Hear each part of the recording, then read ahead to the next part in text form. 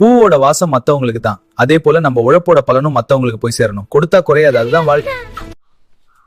வியர்வைக்கு விலை பேசும் உலகில் வலிக்கு மட்டும் ஏனோ மதிப்பில்லை அம்மோ.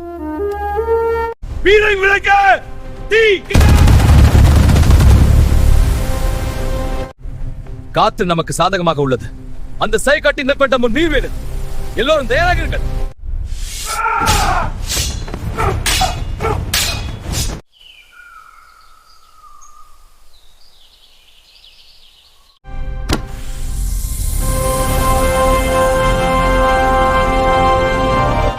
உங்க அப்பா பார்த்த கனவு இது.